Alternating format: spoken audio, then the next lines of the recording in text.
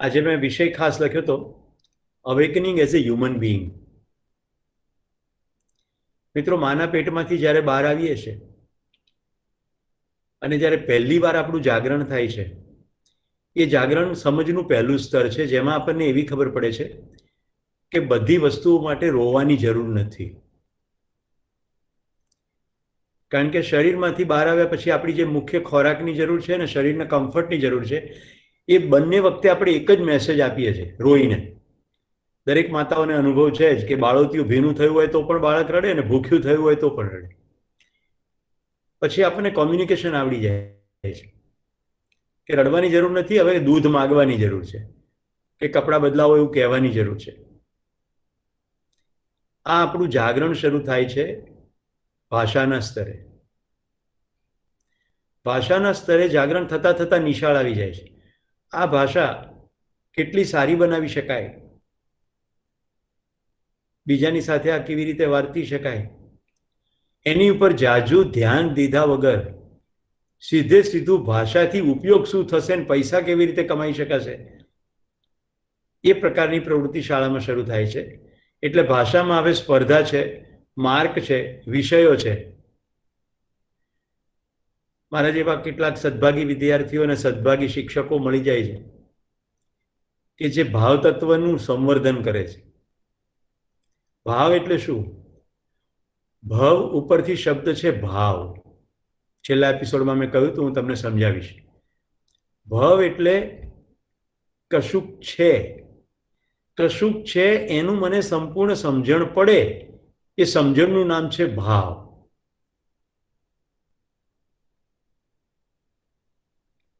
એક્ઝિસ્ટન્સમાં કશુંક છે અને એ જે છે એની સમજણ પડી જાય. તો હું તો તમને ભાવની વાત કરું છું. આ છે ભાવ. અસ્તિત્વમાં કશુંક છે એ હોવાનો અહેસાસ થઈ જાય, એનું નામ છે ભાવ. આ છે સમજણનો બીજું સ્તર. જોયું મેં તમને પહેલા શું કીધું? પહેલા જરૂરિયાતની ખબર પડે છે, ત્યાર પછી જરૂરિયાત જ્યાંથી આવે છે એની ખબર પડે છે. પહેલા જરૂરિયાતની ખબર પડે છે કે ભૂખ અને શરીરના સ્તરે સુખ. પછી ક્યાંથી આવે છે એની ખબર પડે છે. અસ્તિત્વમાં જે છે તો પહેલો ભાવ માતા પ્રત્યેનો મમતાનો અને વાત્સલ્યનો અનુભવાય છે. આ લાગણી નથી, આ લાગણીથી ઊંચા સ્તરની વાત છે. તમામ અહીંયા જેટલા પણ છે, તમારા જેવું તમારે માનું સ્મરણ કરવાનું કહીશ એટલે જે તમારી અંદર ઉભરાય છે એ ભાવ છે. પછી એ ભાવમાં તમે રડી પણ પડો, ભાવમાં તમે હસી પણ પડો. એ બંને લાગણીની જુદી જુદી અભિવ્યક્તિઓ છે. પણ મા પ્રત્યેની કૃતજ્ઞતાનો જે ભાવ છે એ સતત છે.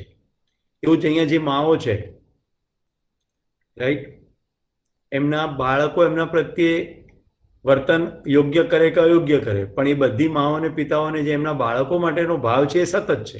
ગુજરાતીમાં તો કહેવત પણ છે કે છોરું કચોરું થાય પણ માવતર કમાવતર ના થાય. આ ભાવ છે. તો મિત્રો, બીજું જાગરણ છે મારી જે જરૂરિયાત છે એ ક્યાંથી આવે છે. આ જાગરણ વધતા વધતા વધતા વધતા આખી દુનિયા સુધી ફેલાય છે. એમાં બધા જ વિજ્ઞાનો આવે છે. પછી નિશાળોમાં આવે, નિશાળની બહાર. પછી ખબર પડે છે કે ઓ તારાઓ છે, આકાશગંગાઓ છે, વિશેષ પ્રકારના પ્રાણીઓ છે. આવી ભૂખ વધતી જાય છે. આપણે બધા બેઝિકલી જાણવાની ભૂખથી જ પેદા થઈએ છીએ. એટલે કોઈ પણ માં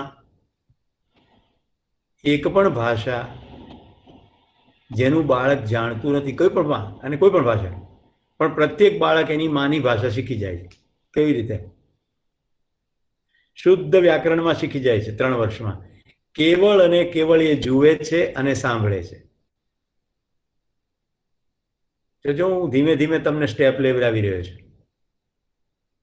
કેવળ જુએ છે અને સાંભળે છે. એ ઓબ્ઝર્વેશન કરતા કરતા, લિસનિંગ કરતા કરતા, કેવળ જોવા અને સાંભળવાની બે જ ક્રિયાથી ભાષા પકડાય છે. હજી જો આ સટીક થાય જોવા અને સાંભળવાનું, તો હવે ભાવ પકડાવા લાગે છે. હવે માણસનો ચહેરો નહીં, બલકે ચહેરાની પછવાડ એનો ભાવ પકડાય. અને તમે જ્યારે પરમ શાંત હો ત્યારે તમારી આસપાસના લોકોનો પણ ભાવ પકડાય છે. અને હજી તમે પરમ શાંત હો તો આસપાસ ભલે ના હોય પણ તમારી સાથ જે છે દુનિયાના બીજા પડમાં કેમ ના બેઠા હોય એનો પણ ભાવ પકડાય છે. હવે આ જાગરણ વધતું ચાલ્યું છે. જો હું તમને awakening as a human being કહી રહ્યો છું. પ્રાણીઓ પણ જાગે છે.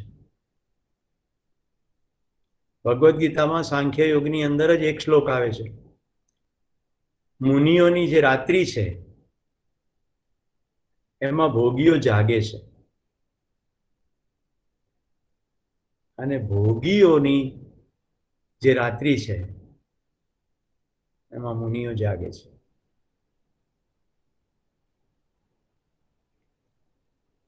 જાગવાની ક્રિયામાં પ્રાણીઓ આટલે સુધી જ જાગે છે કે મારી જરૂરિયાત શું છે. પ્રાણીઓની જરૂરિયાત શરીર પૂરતી સીમિત છે. આહાર, નિદ્રા, ભય અને મૈથુન.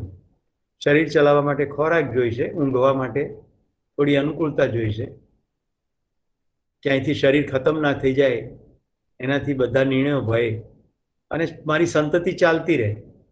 ઋતુમાં પ્રાણી આવે અને સંતતિની પ્રક્રિયા ચાલે. આ જરૂરિયાતમાં જાગે છે અથવા એ જરૂરિયાત પૂરી કરીને બધો સમય ઊંઘે છે. માણસના કેસમાં એમ થતું નથી.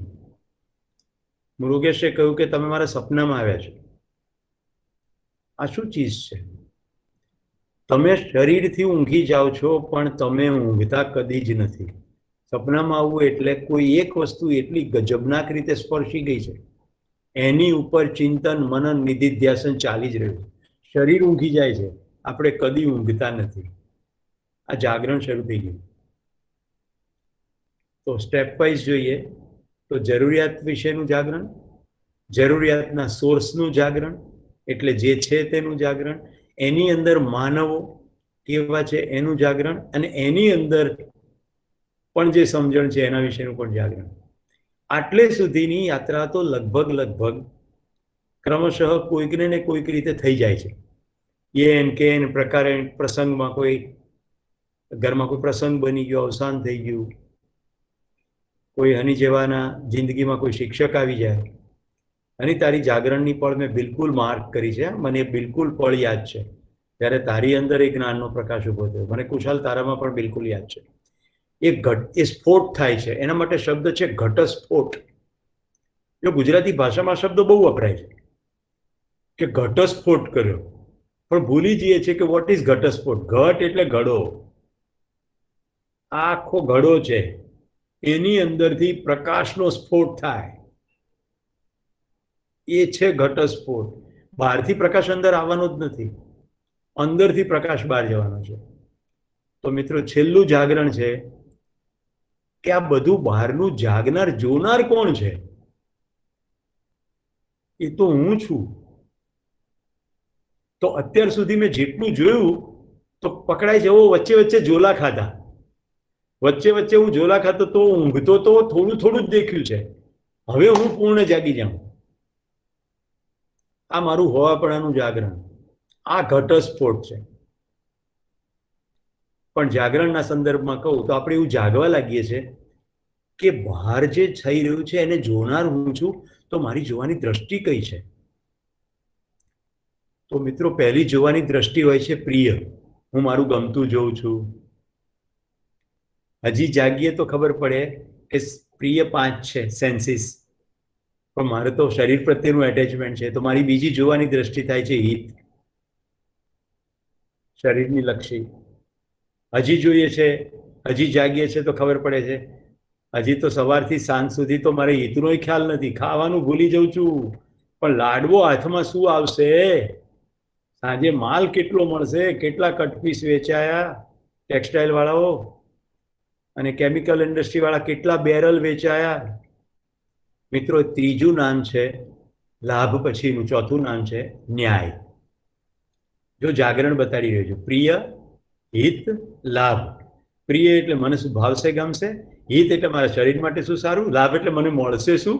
અને એને બદલે હવે ચોથું છે ન્યાય, એટલે બીજા માણસને મોજ પડે અને એની મને મોજ પડે. આને કહેવાય ઉભય તૃપ્તિ. તો આ છે ન્યાય. હજી આગળ વધીએ. શું આનાથી પણ આગળ જાગરણ છે? યસ, આનાથી આગળ જાગરણ છે ધર્મ. મિત્રો, બધાને સુખ જોઈએ છે, આપણામાંથી કોઈને દુઃખી થવું નથી. તો સંસારનો એક પણ માણસ મને દુઃખી કરવા માટે પ્રયત્નશીલ છે જ નહીં. હું જ મારી જાતે દુઃખી થાઉં છું. એટલે નરેન્દ્રભાઈ મોદી કહે છે ને, આત્મનિર્ભર બનો. તો દુઃખી થવામાં આપણે બધા આત્મનિર્ભર છીએ, સ્વાવલંબી છીએ. દુઃખી થવામાં કોઈની ઉપર નિર્ભર નથી. જાતે જાતે બધું પેટ ચોળી પીડા ઊભી કરીએ છીએ. મિનલ કે આજે મને સમય નથી, જરા આજે તમે ચા બનાવી લેશો? ત્યાં મૃગેશ હાથે કરીને દુઃખ ઊભું કરે, તને ચા બનાવવાનો સમય નથી. ભાઈ એવું નથી, એ તારા માટે દાળવડાનું હાથે છે એટલે તને ચા બનાવવાનું કીધું. આ સમાચાર આપવાના રહી ગયા, ખાલી ચાનું જ કીધું. આવું આપણે નથી વિચારતા કે પોસિબિલિટી બીજી શું હશે. આપણે તો તરત જ એ સ્ટેટમેન્ટ પકડી લઈએ છીએ. એટલે ધર્મના અર્થમાં કહી દઉં, સંસારમાં કોઈ તમને દુઃખી કરવા ઈચ્છતું નથી. બધા તમને સુખી કરવા ઈચ્છે છે, અથવા પોતે સુખી થવા ઈચ્છે છે. પણ ભ્રમવશ કશું કેવું બોલી જાય છે, કરી જાય છે, તમે દુઃખી થઈ જાઓ છો. છેલ્લો મુદ્દો, સત્ય. ફાઇનલ જાગરણ ક્યાં છે? પ્રિય, હિત, લાભ, ન્યાય, ધર્મ અને સત્ય. સત્ય એટલે આખું એક્ઝિસ્ટન્સ, ટોટલ. ધર્મની અંદર બીજા માણસની વાત કરી, પણ સાથે સાથે વનસ્પતિનો પણ ધર્મ છે, પ્રાણીઓનો પણ ધર્મ છે. માણસનો ધર્મ સુખી થવું છે, વનસ્પતિનો ધર્મ પુષ્ટિ છે. એટલે પત્તું તોડાય નહીં, એનો ધર્મમાં આપણે વિક્ષેપ કરીએ છીએ. વનસ્પતિનો ધર્મ છે પુષ્ટિ, એની જાતે વધ્યા જ કરે. એટલા માટે વધે છે કે આખી જીવસૃષ્ટિ વનસ્પતિ પર નિર્ભર છે, એનું વધવું આવશ્યક છે. જીવોનો ધર્મ છે જીને કી આશા, અને માણસનો ધર્મ છે સુખપૂર્વક જીને કી આશા. અને પદાર્થનો ધર્મ છે અસ્થિ. પદાર્થ સંગઠન વિઘટન થયા કરે, પણ પદાર્થને કદી નષ્ટ ના કરી શકાય. તમે પાણીને ગરમ કરો તો બાષ્પ થઈ જાય, બાષ્પને ઠંડી કરો તો આઈસ ક્યુબ થાય, પણ તમે ક્યાંય પાણીને ખતમ ના કરી શકો. લોખંડ કટાઈ જાય, અદ્રશ્ય થઈ જાય, ઓક્સાઇડ બની જાય, પણ નાશ ના થાય. અસ્તિત્વમાં કશું પણ નાશ થતું નથી, હંમેશ માટે પદાર્થો છે જ. આખું જે શરીર છે બધા પદાર્થનો જોડ છે, અને તમારા મારામાં પદાર્થ સરખા જ છે, થોડી માત્ર આઘી પાછી હોય. મેં હમણાં પાણી પીધું એટલે તમારા કરતા થોડું પાણી વધારે, થોડું પાણી વધારે કરી નાખ્યું. તમે તો કોઈ પીધું નહીં. આટલા બધા ધર્મો અલ્ટિમેટલી કેવી રીતે સજ્યા છે? આટલું બધું કેવી રીતે ઓટોમેટિક ચાલે છે ભાઈ? તો જુઓ, આને કહેવાય સત્ય. આખું એક્ઝિસ્ટન્સ કોઈક નિયમ રીતે ચાલે છે, અને એ જે નિયમ છે એ પકડમાં આવી જાય. રદ્દીભાઈ કે પકડમાં આવી ગયો નિયમ. હોશ અને જોશ સિવાય કંઈ નથી. આખી જિંદગી જોશમાં જાય છે, હોશ જતું રહે છે, અને હોશ આવે ત્યારે જોશ નથી. તમારામાંથી જે લોકો યાત્રા કરવા ઈચ્છુક છો ને, હિન્દુ પ્રથા પ્રમાણે કે સનાતન ધર્મ પ્રમાણે, તો હમણાં જ યાત્રા કરવા જેવું છે. યાત્રા બુઢાપામાં કરવાની વસ્તુ છે જ નહીં. પછી કશું રહ્યું જ ના હોય, ચાલી શકાય નહીં, આંખે દેખાય નહીં, શું કરો યાત્રા? બહારના દ્રશ્યો જોતા જોતા અંદર ઉઘાડ થવો જોઈએ. આપણે ત્યાં એક કવિએ એક યુગલ છે, અને એને બાણ વાગી ગયું, અને એને જે વેદના થઈ એમાં આખું કાવ્ય લખી નાખ્યું.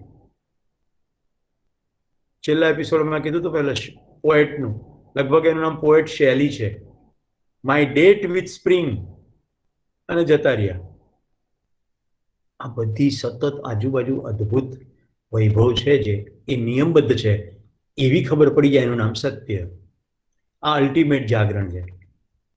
હવે થોડા ઈશારા કહી દઉં. અલ્ટિમેટ જાગરણ શક્ય છે એના ઈશારા. ખાલી પેઢી દર પેઢી વનસ્પતિઓને જોઈ જોઈ જોઈ જોઈ જોઈને ચરક ને સુશ્રુત ને વાઘભટ્ટે આયુર્વેદ શોધી કાઢ્યો. તમે કલ્પના તો કરો, ચણોઠી ના ખવાય, બેહોશ થઈ જવાય. વધારે ખાવ તો મરી જાઓ. ચણોઠીના પત્તા ખાવ તો તમારું ફોલિક એસિડની ડેફિશિયન્સી પૂરી થઈ જાય. વોટ એ ગ્રાન્ડ ડિઝાઇન! ચણોઠી ના ખવાય, પણ ચણોઠીના છોડના પત્તા ખવાય. દિવેલ, શરીરના તમામ વિષને દૂર કરવા માટે આ પણ એક વિષ જ છે. એટલા માટે તો તમે ઘઉંને દિવેલથી મોવો છો, જેથી એની અંદર બીજી પેસ્ટ ના પડે. શરીરમાં સંયત માત્રામાં દિવેલ લેવાથી એની સાથે બીજું બધું બહાર નીકળી જાય. કેટલા પ્રયોગો કર્યા હશે, કેટલા લોકોએ, કેટલા સદીઓ, અને કેટલું પેઢી દર પેઢી સંભળાવવામાં આવ્યું છે. પેપર નહોતા, ખાલી જોયું. આકાશમાં જોઈને આખું ખગોળ અને ભૂગોળ, આકાશ અને અંતરિક્ષ શબ્દો, વશિષ્ઠ ને અરુંધતીની વાર્તા મેં કીધી હતી. આકાશ ગંગા જેવા શબ્દો, અણુ અને પરમાણુ જેવા શબ્દો. આજે જે મેં બીજું ભજન સંભળાવ્યું હતું, ચીંટી સે, રાઈટ, ગાયકે બોલવામાં છોટી સે બોલ્યું, એકચ્યુઅલી નાનામાં નાની ચીંટી છે. ચીંટીથી મોટી આકાશગંગા સુધીની ડિઝાઇન, બધે નિયમ. આ નિયમમાં જાગરણ થઈ જાય. મિત્રો, આનું નામ જ છે ઈશ્વર. આ જેટલું ઐશ્વર્ય ફેલાયેલું છે ને, એ ઐશ્વર્યનો અહેસાસ થવા લાગે, અને પ્રત્યેક ક્ષણે થવા લાગે. તમે બારી ખોલો અને તમને અહેસાસ થાય આ સૌંદર્યનો. તમને તડકો પડે ત્યારે પણ થાય, શિયાળામાં પણ થાય, ચોમાસામાં પણ થાય, ઘરમાં આવતા ગંધાતા બીટલમાં પણ થાય, અને મોરની કળામાં પણ થાય. બધે જ્યારે નિયમ દેખાવા લાગે, અથવા વધુ સમય નિયમ દેખાવા લાગે, એ સ્થિતિનું નામ છે આનંદ. જે છે તે આપણી અંદર સ્થિર થવા લાગે. સુખ और दुख में आनंदमय रहवे, हरदम हरि गुण गावे, साधो वो नर हमको भावे. કબીરજી કહે છે, સાધો કેવો માણસ મને ગમે કે સુખ અને દુઃખમાં આનંદમાં રહે, હરદમ હરિગુણ ગાવે. What is Hari? કોઈ શંખ ચક્ર ગદા પદ્મ લઈને આસમાનમાં 35મા માળે બેઠું હોય એવું મને તો લાગતું નથી. આપણા ડાયા માણસોએ શક્તિનું નિરૂપણ વિવિધ રીતે કર્યું છે. 1000 હાથ વાળો મતલબ કે બધે જ વ્યાપક બ્રહ્મ. મિત્રો, મેં જ્યારે એમ કહ્યું કે આખું ઈશ્વર આ જ ઈશ્વર છે એવું કહ્યું ત્યારે કેટલા લોકોને રોમાંચ થયો, શરીરે રોમાંચ, રૂવાડા બેઠા થવા, પ્રસન્નતાની એક સ્થિતિ નિર્માણ થયું. આ જ પ્રાપ્તિ છે.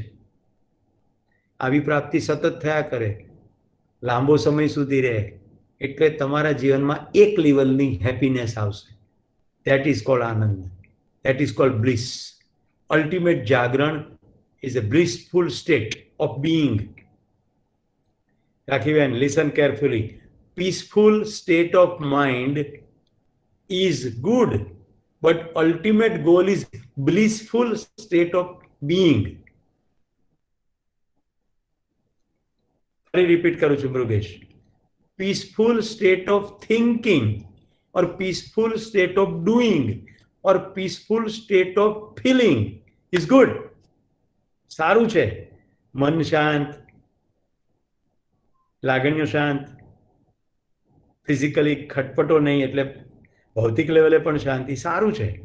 પણ અલ્ટિમેટ નથી. અલ્ટિમેટ છે બ્લિસફુલ સ્ટેટ ઓફ બીઇંગ, તમારા હોવાપણામાં આનંદ. અને એ કેવળ ત્યારે જ આવે જ્યારે જે છે તે ઉદે ખાવા લાગે.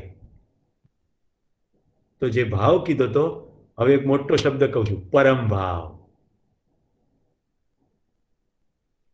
પેલો ભાવ એ છે તે એ ટુકડા ટુકડામાં છે.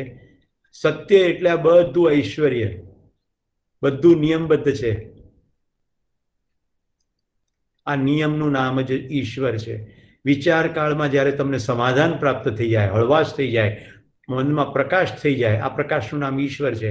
કોઈ પણ વ્યક્તિને સાથે જ્યારે તમને ન્યાયની અનુભૂતિ થાય, ન્યાય, સામેવાળી વ્યક્તિને ખુશ થવાનું જે સ્થિતિનું નિર્માણ થાય, આ જ તો સાધના છે. હવે તમને ખ્યાલ તો આવતો જ હશે, બધી ગણતરીઓ તો કરવી જ પડે. પણ ગણતરીઓ ગૌણ બને અને ગ્રાહક પ્રમુખ બની જાય.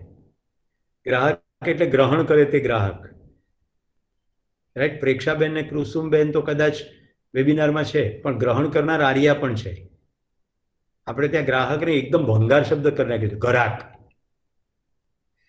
પ્રત્યેકના ઘરમાં તમારા બાળકો તમારા ગ્રાહક છે, સૂચનાઓના, માર્ગદર્શનના. તમે એના ગ્રાહક છો, વિનંતીઓના, પ્રાર્થનાઓના. સતત જ ગ્રહણ ચાલે. તો જ્યાં જ્યાં જાય ત્યાંથી ગ્રહણ થાય. જ્યાં ધ્યાન જાય ત્યાંથી ગ્રહણ થાય. જેટલું ધ્યાન જાય તેટલું ગ્રહણ થાય. જેવું ધ્યાન જાય તેવું ગ્રહણ થાય. As simple as it is. તો 3 કામ કરવાના જાગરણ માટે: પાત્રતા,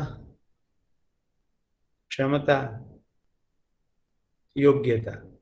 હવે ગુડ ન્યૂઝ આપી દો, બધાની અંદર ક્ષમતા છે જ. ખાલી ક્ષમતા મેળવવાની નથી. કેમ કે તમે સતત વિચાર કરી શકો છો કે નહીં? દિવસ અને રાત વિચાર ચાલુ જ છે ને, ઊંઘમાં પણ ચાલુ છે. વિચાર બંધ થતા નથી. વિચારના વિષયો બદલાઈ જાય, રાઈટ. આર્યા થોડીક વાર પહેલા રમકડાનો વિચાર કરતી હતી, હવે વેબિનારનો વિચાર કરે, કે સુરેશ પટેલનો વિચાર કરે, કે મમ્મીનો વિચાર કરે. વિચારના કન્ટેન્ટ જુદા જુદા હોઈ શકે, પણ વિચાર બંધ થાય નહીં.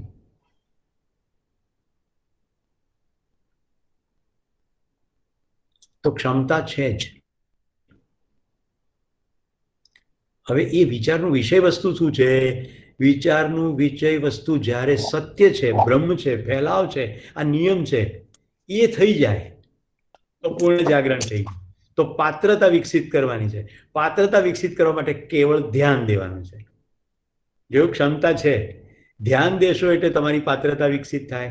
ક્યાં ક્યાં ધ્યાન દેવાનું છે? બહાર પણ દેવાનું છે, અંદર પણ દેવાનું છે. વરસાદ પડે ત્યારે વરંડો સાફ કરો સાવરણાથી, ત્યારે ધ્યાન જવું જોઈએ કે નાના નાના જીવડા તમારા સાવરણાથી મરી ના જાય. આ મચ્છર જ્યારે કરડે તો ધ્યાન જવું જોઈએ કે મચ્છર કાનમાં મ્યુઝિક બી વગાડે છે અને જતા જતા કરડતું બી જાય છે. જો મેં મ્યુઝિક વગાડ્યું, તમે ભલે મચ્છરને હટાવી દો, પણ ભાઈ સાહેબ ત્રાસ કરે છે મચ્છર, તો હજી તમારો બેહોશી જ છે. ઘણા વરસાદ પડે ને, જયશ્રી, બહુ સાલો કીચડ થઈ જાય છે. અરે શું છે, વરસાદ પડે નહીં તો પછી કેવી રીતે દૂધ આવશે? વરસાદ પડે, વાદળ થાય, બધું યાદ છે ને? ઘાસ થાય, ગાય ઘાસ ખાય, પછી દૂધ આવે, પછી ચા પડે. ચા પડવાની બહુ ગમે, ગરમ ગરમ ભજીયા અને વરસાદમાં ચા પીવાની બહુ ગમે, પણ કીચડ ના ગમે. એવું કેવી રીતે થાય? તો મિત્રો, છેલ્લે પાત્રતા જેમ જેમ કરતા જાઓ એમ બીજાને ઉપયોગી થતા જાઓ. એનું નામ છે યોગ્યતા. જેટલી તમારી પાત્રતા વધે એટલી અભિવ્યક્તિ વધવી જોઈએ. સમજણ વધે તો તમારે આચરણમાં આવવી જોઈએ. આચરણમાં આવે તો કેવી રીતે? આત્માનો મોક્ષાર્થમ જગત હિતાય છે. ખુદની મુક્તિ માટે, જગતના કલ્યાણ માટે તમારા કામો થઈ જાય. તો તમે સતત ને સતત તમારી સાધના ચાલે. મારા માટે સાધના માળા છે જ નહીં, મંદિર છે જ નહીં. એ બધા પ્રત્યે પૂર્ણ આદર ધરાવું છું, પણ મને ખબર પડી ગઈ આ બધા ઈશારાઓ છે. જો તમે એકાગ્ર કરતા આવડી ગયું ઓફિસની અંદર, તો મંદિરે જવાની જરૂર નથી. मन के अंदर प्रवेश हो जाए उस जगह का नाम है मंदिर. मन के अंदर प्रवेश हो जाए, मन में क्या चल रहा है એની તરફ ધ્યાન જવા માંડે, એ જગ્યાનું નામ મંદિર. જે જગ્યાએ અસ્તિત્વની સુંદરતા એટલે કે સંપૂર્ણતાનું ભાન થાય, એ જ સુંદર અથવા એ જ સૌંદર્ય. તો ફરી વાક્ય ક્રાફ્ટ કરું: જ્યાં તમને જે છે એમાં સંપૂર્ણતાનું બોધ થાય, એને જ કહેવાય સુંદર. તો જ્યારે તમે પ્રશ્ન પૂછો અને મને તમારા સૌંદર્યનો બોધ થાય, તો હું કેટલો રોમાંચિત થાઉં. તમે તો મારા માટે ઘણી કૃતજ્ઞતા વ્યક્ત કરી, અંતમાં મારે તમારા માટે કૃતજ્ઞતા વ્યક્ત કરી. લોકડાઉન તમારા માટે જ સુખદ નહીં, મારા માટે પણ પરમ સુખદ છે. મિત્રો, દિવાલની સામે વ્યક્ત ના થાય, હું તમને કહી ચૂક્યો છું. હૃદયમાં કેવળ અને કેવળ કલ્યાણના ભાવ સાથે બોલવાનું શરૂ કરું છું. હું કદી મેનુ લઈને આવતો જ નથી. એક્સટેમ્પોર જે કહેવામાં આવે છે, સહજપણે સ્ફુરી જાય. રજનીભાઈ બહુ સરસ બોલ્યા, ક્યાંથી આવે છે, મને ખબર છે ક્યાંથી આવે છે, અને મેં તમને આજે કહી દીધું, એ જ તો વૈભવ છે, એ જ ઈશ્વર છે, એ જ સત્ય છે. એ કોઈ વ્યક્તિ નથી, નિયમ છે. જ્યારે તમે કલ્યાણના ભાવ સાથે અભિવ્યક્ત થવાનું શરૂ થાવ છો, ત્યારે દુનિયાભરનું શ્રેષ્ઠતમ તત્વ તમારા દ્વારા પ્રવાહિત થાય છે. એ કાર્યના સ્વરૂપમાં થાય, વિચારના સ્વરૂપમાં થાય, વાણીના સ્વરૂપમાં થાય. એટલે આપણે ત્યાં સરસ્વતી, વૈખરી એવા શબ્દો વાપર્યા કે આપણી ભાષા કેવી હોવી જોઈએ, શબ્દો કેવા હોવા જોઈએ, શબ્દો શાંતિ પમાડે તેવા હોવા જોઈએ. તો તમે પણ તમારા શબ્દો થકી મને ઘણી શાંતિ પમાડી છે. મને મારા જીવનની ઉપયોગિતા સિદ્ધ કરવામાં તમે બધા જ ઉપયોગી થયા છો. આજે મેં તમને જે જાગરણની વાત કરી છે, મેં આખા દિવસ દરમિયાન એક વિચાર સુદ્ધા નથી કર્યો કે હું તમને હ્યુમન બિઈંગમાં અવેકનિંગ કઈ રીતે શીખવાડીશ.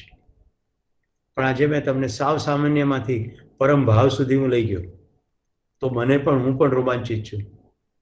આ લિટરેચરમાં પરમ ભાવ શબ્દ જરૂર છે, પણ એ આવી રીતે ગૂંથાશે એની મને ખબર નહોતી. એટલે બીજા શબ્દોમાં કહીએ, જ્યારે શીખવાની ભૂખ જાગી જાય છે, ત્યારે તમારી જિંદગીમાં ગુરુનો પ્રવેશ થાય છે. અથવા શીખવાની ભૂખ અને તમારા હૃદયનો કોઈ શુભ ભાવ, એ બે ભેગું થાય છે, ત્યારે એવી સ્થિતિનું નિર્માણ થાય છે જેમાં તમારી જિંદગીમાં ગુરુ આવે છે. એટલે માત્ર શીખવાની ભૂખ નહીં, શુદ્ધ ભાવ પણ ખરો. કારણ કે નહીં તો AK-47 ની પણ ટ્રેનિંગ તો થાય છે ને, પણ ભાવ શુદ્ધ નથી. એટલે દેટ ઇઝ અ સ્કિલ. ગુરુ એને કહે છે જ્યાં વ્યાખ્યા એવી કરવામાં આવી છે કે અજ્ઞાનના અંધારામાંથી જે પ્રકાશમાં લઈ જાય, જ્ઞાનના પ્રકાશમાં, એને ગુરુ કહે. તો જ્ઞાનનો પ્રકાશ ને અજ્ઞાનનું અંધારું શું? તો જે છે એ નથી ખબર પડતી, અજ્ઞાન. જે છે ખબર પડી જાય, જ્ઞાન. आओ ज्ञान के दीप जलाए, आशा की झिलमिल को रोशन बनाए, ऊंचे उठे और छूले गगन को, सवेरे की सरगम को जीवन में लाए. आओ ज्ञान के दीप जलाए, सागर हमारे दिलों में समाए, तूफान हमारे इरादों में आए, मन में हमारे ज्ञानोदय हो, जहां से भी गुजरे उजाले रचाए. आओ ज्ञान के दीप जलाए, सुन लो दिशाएं बुलाने लगी है, हवाएं नए राग गाने लगी है. ચાલો આપણે બધા आओ बदल दे मौसम जमी के, आओ बदल दे मौसम जमी के, भूमि स्वर्गताम यातु मनुष्यो यातु देवताम, धर्मो सफलताम यातु नित्य यातु शुभोदयम. भूमि स्वर्ग हो, मनुष्य देवता हो, धर्म सफल हो, नित्य शुभ हो, मंगल हो, कल्याण हो. नमस्कार, आवजो, धन्यवाद.